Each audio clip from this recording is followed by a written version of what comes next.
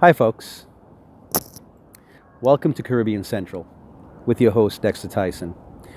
I'm out of the office today. As you can pretty much tell, I'm here all dressed up in my coat and everything. It's wintertime. But a topic that I want to talk about today, let me not mention the topic as yet. Let me just point out the fact that where I'm at right now is a great backdrop for the topic that I want to speak about today. I am right now between 117th Street and 116th Street here in Harlem, New York City. But I'm up here closer to Columbia University. As a matter of fact, I'm looking right at the eastern end of the university. But I'm here in Harlem, and it provides a perfect backdrop for what I want to talk about today, or the topic that I want to talk about today. But before I do so, let me show you that backdrop. Remember, it's wintertime, so it's a little bit dreary. No, that's not a white background behind me. That is actually the sky. Okay? But again, I'm here in Harlem, and as we take a look, we can look behind me and you can see Harlem. And for people that know about Harlem and its history, you know this was basically, once upon a time, the Black Mecca here in the United States. If you were anybody in the black community, Harlem was where you were at. This is where there were a lot of great speakers, great minds, wonderful clubs, nightlife. This is where black folks came out in their best and so forth. It was Harlem. You left the Caribbean, you came here to the United States, especially to New York. Harlem was where it was at. This is where the action was. Okay, it does not carry that kind of prestige nowadays anymore, but it has a rich history behind it. So it leads into the topic that I want to talk about today. With the success of the Black Panther movie, I got a chance to watch the movie over the weekend. But I have a young baby, so I missed certain parts of it, didn't catch certain parts of it, and so forth, because, of course, he provides his fair amount of distraction. And you have to forgive me because there's some people next to me, so I'm hoping that you can understand or hear what I'm saying. Let me bring this a little closer so you can see my ugly face. But anyway, what basically transpired in the movie, or something that I grasped, I saw it and I noticed it, but I didn't really say anything about it until a very dear friend of mine who happens to be African American sort of mentioned something about it earlier this morning on Facebook.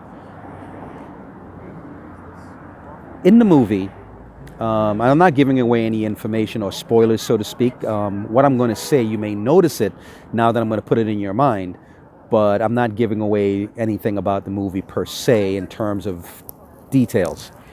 This is just an observation and an interpretation. My personal observation and interpretation.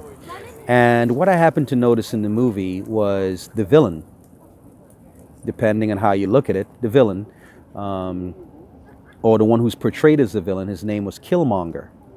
Killmonger, if I'm not mistaken, if I recall and if I saw it correctly, was the son of an African, but his mother was African American. He comes off in the movie as this brash, hard-nosed, aggressive individual who is all about being pushy and basically forcing himself into a position where he does not belong, or a place where he does not belong. And in this case, it happens to be on an African throne in this fictional kingdom known as Wakanda. He is contrasted by the hero of the movie, who is T'Challa. And T'Challa is this regal, well-spoken, stately, royal figure who happens to be the king, or became king, of Wakanda. He's all about saving life and preservation, whereby Killmonger is about destruction and just inflicting his will on others, whereby T'Challa is not that type of person. So right off the bat, I get the impression that there's a little subtlety in the movie to basically give you an impression about what Black Americans are all about. Of course, not all Black Americans, obviously, but it seems that's the image that I want to give off, whereby you have T'Challa, who is a stately royal figure. And not only is he the stately royal figure, it's also this thing about usurping the throne, whereby Killmonger is this not full-blooded African. He looks like them, he has their color, he has their complexion, but he's not really a full-blooded African because his mother is African American. And he comes to Wakanda and he tries to usurp the throne, or he does usurp the throne. And he comes in, sorry I gave that away, but he comes in and he pushes his way in. And he comes in and takes over a place that he really is not welcome in. He's considered an outsider. Now, if you really think about it, you sort of realize what is going on in terms of what the movie apparently is trying to convey. So yes, there are African Americans who probably would relate more with Killmonger as their hero. And he's not the villain. And the reason why they may look at him as being the hero, it's because there's this feeling, and I am not an African American, if you want to add labels. I'm not an African American in the classic sense of the word. But you can understand where, and I could understand because I've seen it. Here they are. These are people whose ancestors were brought over here to this side of the world, in this country. In this country, where they seem like they have no identity, where things celebrating the African American, it's not nationally celebrated. Sure, there's a dog bone given for Martin Luther King Day. There is the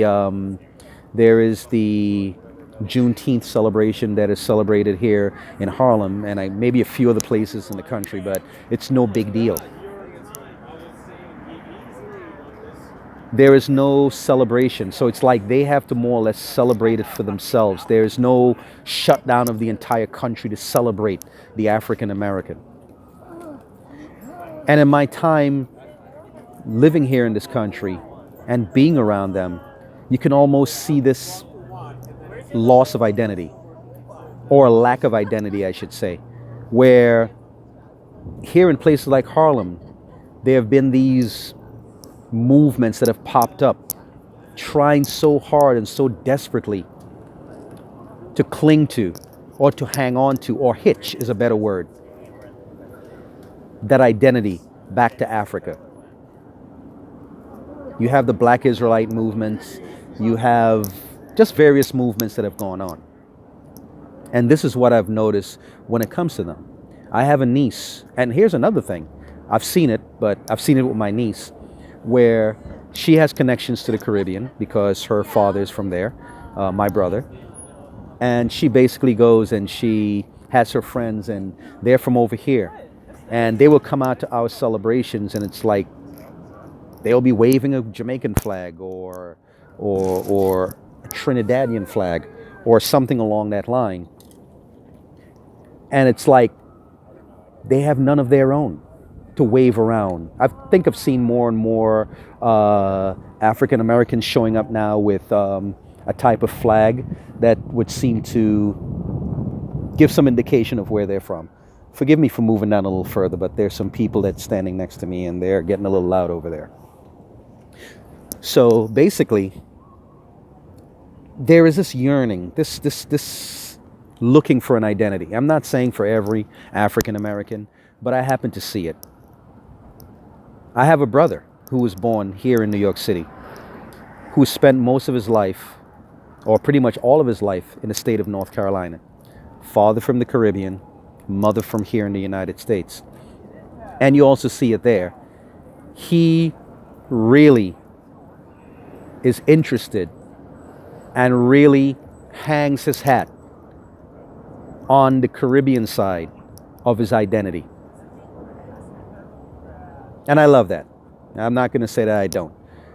But it's stronger over there, even though he's grown up with his mother, who is from the United States. But it seems like the allure of having a father from the Caribbean is greater, and there's more appeal over on that side. So with that in mind, I also look, because here in Harlem I work around, and this is one of the places where I work, but by working here in Harlem I come across a lot of Africans, and you can almost, and there's a lot of mixture here, a lot of Africans and a lot of African Americans, and while they coexist and everything, you can almost sense this disdain that comes from the continental Africans, where it's like these African Americans are so lost, they're so unattached, they're not really Africans like we are Africans. And of course the disdain goes the other way too. So there's this constant friction that seems to go on. It's of course it doesn't break out in riots and fights and everything like that down below here, but you can almost tell. As a matter of fact, just this morning, an old manager came into one of our centers, and he's from Africa. He's from Senegal. I didn't come out to actually see him, but I heard him talking to one of his former employees, and he made some sort of a comment. But the thing about it was, after he left, I was talking to the employee, who happens to be African American, but through her father, she has connections to the island of Trinidad. So what she did was, and I'm trying to see if I can speed this up. So she said that one day when she was working with him, she said something about her being African or something along that line, and he scoffed. He laughed, and he basically said, "You're not an African." And this is what basically goes on here. But here's the other thing. I am from the Caribbean. I'm from the island of St. Thomas in the U.S. Virgin Islands. My father's from the island of St. Kitts, and my mother's from the island of Nevis. And I have some connections to a few other places in the Caribbean. When it comes to us as Caribbean folks, I think we seem to think or feel, not think, but we feel more connected to the African continent than the African American here in the United States. When it comes to the way we speak, when it comes to our culture, when it comes to the way our swagger, when it comes to what we eat, how we prepare them, even some of the foods that we eat, they still carry African names to them. And just the way we move about. As a matter of fact, even when you come to certain places in the Caribbean, you don't know if you're in Jamaica or if you're in the coastline of Ghana. You don't know if you're in St. Kitts or Nigeria.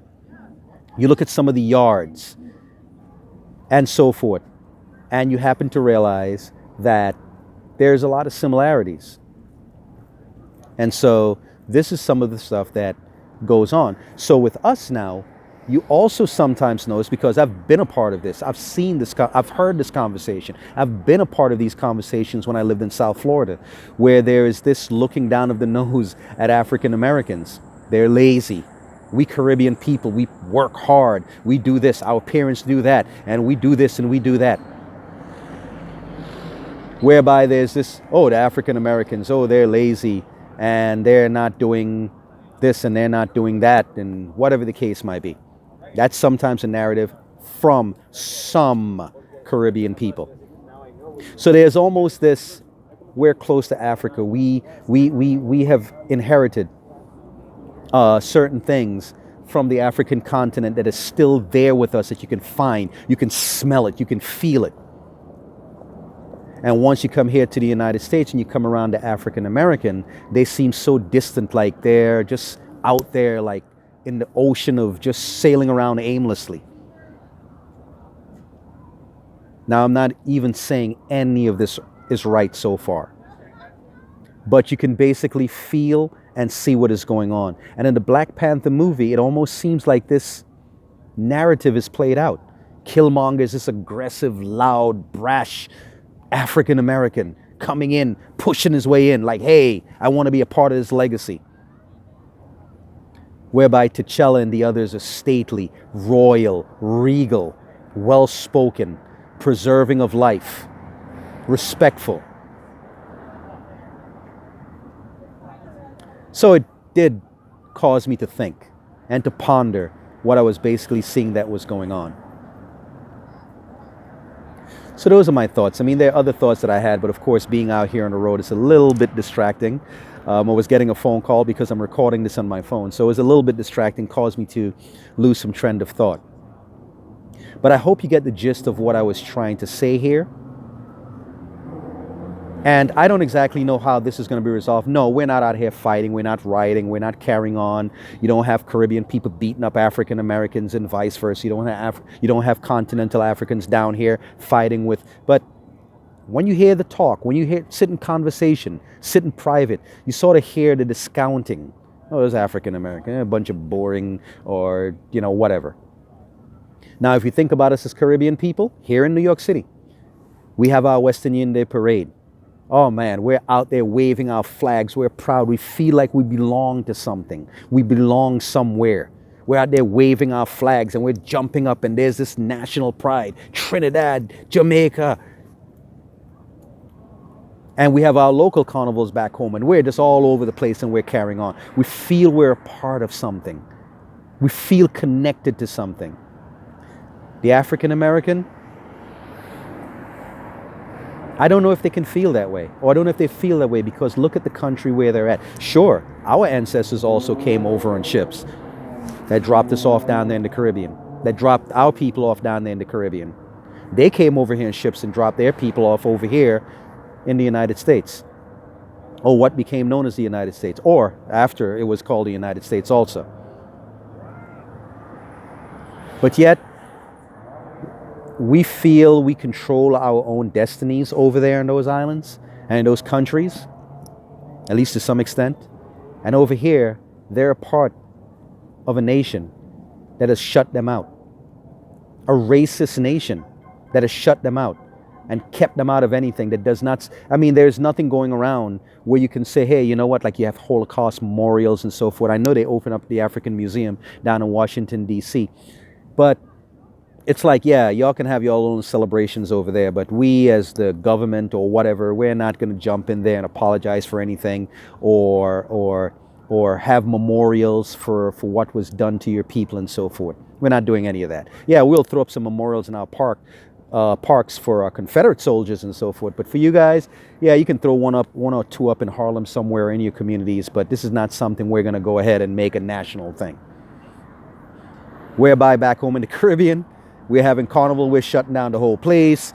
Kids are off from school. There's a celebration of culture. It permeates the whole countryside. It permeates the country, the city, wherever. And this is how we roll. So I don't exactly know what your thoughts are, but you can subscribe to the channel. That's one thing you can do, number one. And number two, you can leave your comments. You can ask questions. You can give your thoughts. I may be completely wrong about all of this. I may be completely out in left field when it comes to this. And again, my thoughts were not completely in place because I'm out here on the street. So please forgive me if I sounded disjointed in what I was saying. But I want to thank you at least for tuning in and for listening. And those are just some of my thoughts from a Black Panther movie. Because of course, I had to look at it and somehow get something out of it in terms of how we Caribbean folks look at it. But I'm also going to talk about another topic when it comes to this whole Black Panther movie, because I love the momentum that it has created. And there's a momentum that I hope can lead to something that I've always talked about. Okay? So thank you for tuning in. Take one last look at Harlem behind me. Looking to the north there, looking to the south.